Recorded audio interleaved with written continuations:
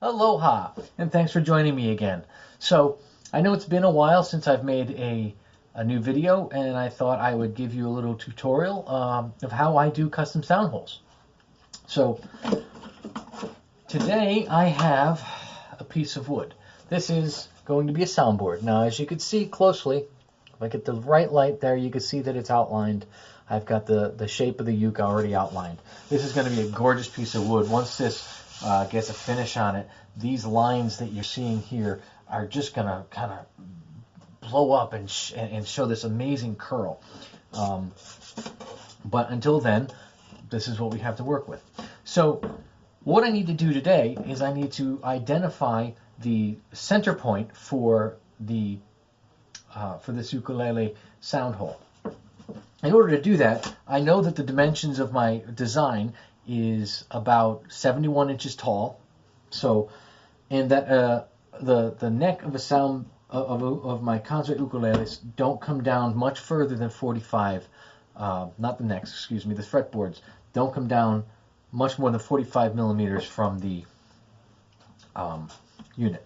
I typically will put my sound holes at about 80 millimeters down. So that actually works out quite perfectly because then you got the 35 for the half of 71 is about 35 and a half, and 45 for the sound hole for the fretboard. That gives me about 80. Problem is, what's going to happen in this case is my normal sound hole is 56, but since this design is going to give me a larger sound hole, in order to get the same amount of surface area for the sound to come out, it has to be a larger design. So that's going to make my uke drop, that's going to make my sound hole drop down significantly past the waist.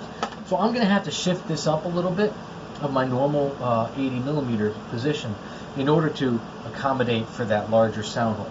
I'm also going to have to probably trim down the number of frets that come over the edge of the edge of the ukulele body, because I don't want to cover up any of this design with my fretboard. So I may trim the fretboard back, and I may wind up with a few lesser frets than I wanted to have. But I think the overall design is going to be superb, so I don't need to worry too much about losing some frets on the body. So let me just show you down here what I have. So here you can see we have the body laid out.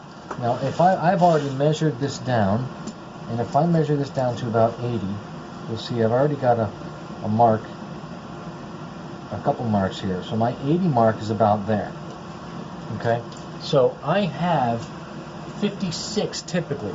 So 56 from this mark here would typically bring me to 23 high, right? 23. Around here. The sound hole would be, and this seems awful small, doesn't it? Yeah, typical sound hole is a height of 56 millimeters. 56, that's 28, not 23. Sorry, my bad. So here's your typical sound hole for a concert, which would range about there. Okay, so that's around your typical sound hole. So what I'm going to be looking at, 71, that's going to be about 35 or so. And here's 35 and a half. You're looking at about here for the sound hole. So now you can see it's significantly larger here, right? You've got a 7 millimeter or so. So if I come down from the top here, and that's at 47, 46, 45, it's right on the edge. If I trim off one fret off the fretboard, that would give me enough overlap, it would give me enough stability, and it would also allow me to make my uke a little bit there. So what I'm going to do, just to give it a little bit of play, is I'm going to drop this down about 2 millimeters from my normal 80. So there's 2 millimeters, so here's my normal 80, and that's going to put me right here with my 31, 35 and a half. It's going to put me right here at the bottom of the sound hole, which gives me a pretty good spot on my waist. So here's the height of the waist is here. So it actually works out quite well. So this is my mark. What I need to do on this now is, here's my center point here, right? Now I need to cut a pocket here. I'm going to take I'll make a pocket about a millimeter thick. This is 2 millimeters, so it's going to be about a millimeter thick, and I'm going to inlay into that pocket. It's going to be a circle pocket. I'm going to inlay into that pocket grain that runs horizontal.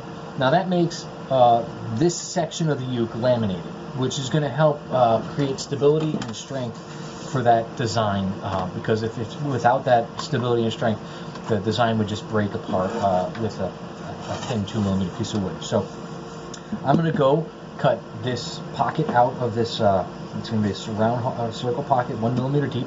I'm going to go cut that pocket out, and I will give you a quick view of how that's done. Here we are. Hang on 1 second. Now you haven't seen this machine yet. This is my CNC. So here, this is a machine that all I have to do is program in what I want, and I get what I want. So now I've got this piece of black walnut here. I've milled it down to just over a millimeter, about 1.3 millimeters or so. I'm just going to put some double stick tape on it. I'm just going to stick it down here, like that. Okay, so now I've loaded onto my router here a 1 millimeter bit. And as I move this router over, I'm just going to basically put it on the center mark that I've made and turn on my machine. Now, all I have to do, if you could see up here, I've just got some software here, connect the cutter. I've already done this a number of times. And 74 millimeter inlay. So this is me using a 1/4 inch bit, 2 millimeters deep. And I know I said I was going to make the pocket 1 millimeter deep, but this inlay has to cut all the way through. So it'll go a little bit deeper than the thickness of the stock. And let's see. I'll just give you a little better view here. Here we go. I hit the run button, and this will move up, tell me to turn it on, and away we go.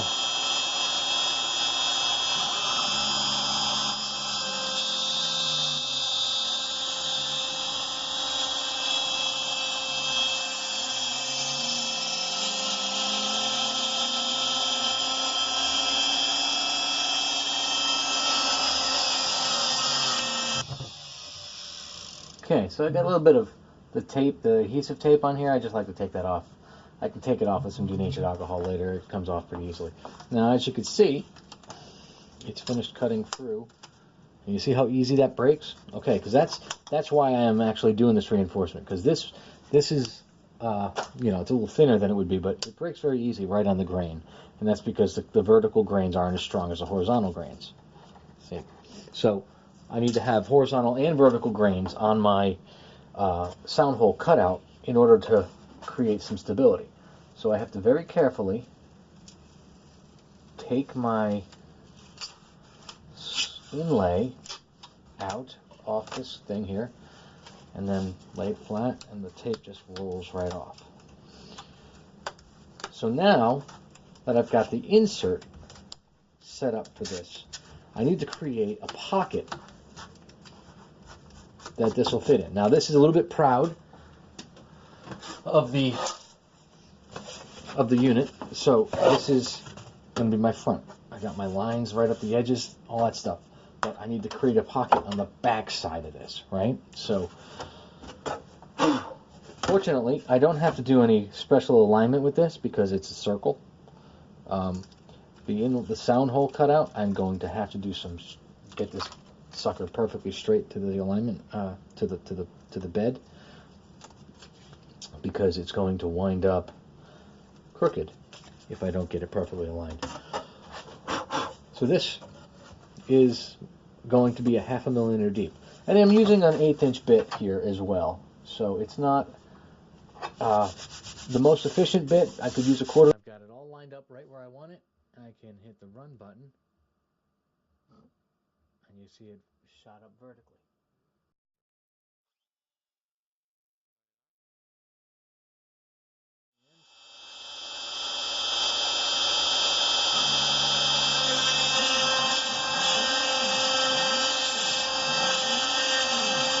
That's it. It'll continue doing concentric circles, so it's done.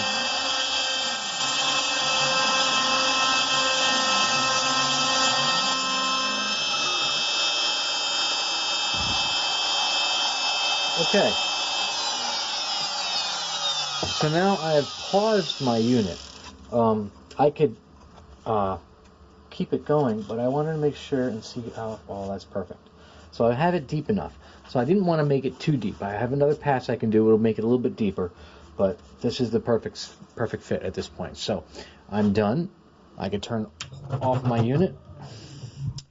I could kill my program and then pull this off very carefully. Same idea. I need to pull it off without breaking anything. So in order to do that, sometimes a twist will work. There it goes. It just snaps the glue. So then, gently take off the tape.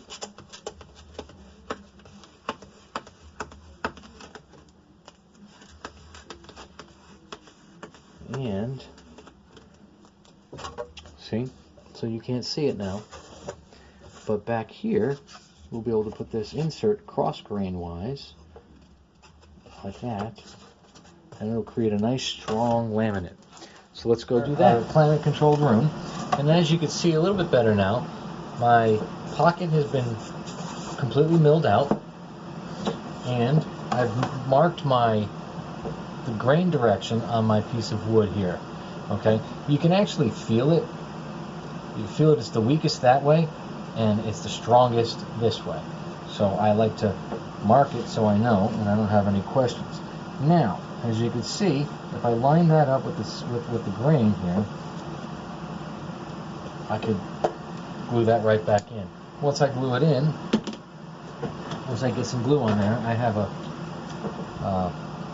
piece of wood covered with packing tape that allows me to not worry about it sticking. Real simple, because this is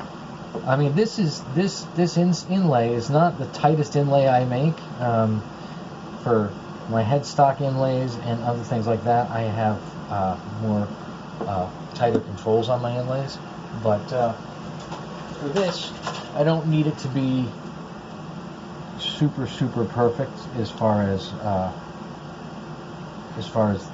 the fit, because A, this is on the inside of the uke, you'll never see it, and B, it doesn't really need to be aesthetically pleasing. So as well as I will let this glue on the edge here, so I want it to adhere to the edges, and that glue on the edges as well as on the side here, on the inside, is going to actually make this wood swell up, because it is quite dry. And once the glue gets on there, it's going to cause this wood to swell a little bit. And I don't want to have problems fitting it in here in the grain direction that I want. Circles are tricky sometimes. So I do that. I give it some extra glue here, and just kind of paint my glue on. Now this will make a nice, strong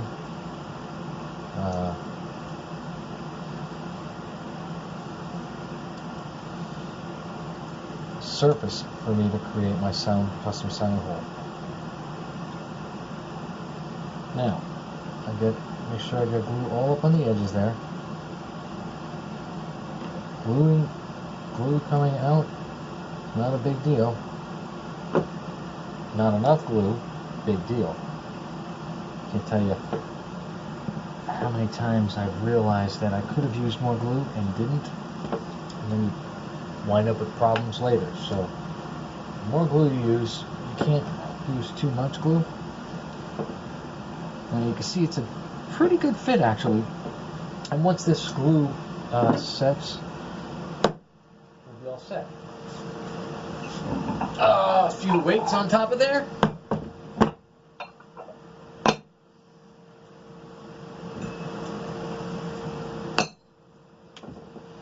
And we're good to go. Well, when this is done gluing up, I will come back and show you the second half, and hopefully a beautiful end result. Take care. See you in a little while.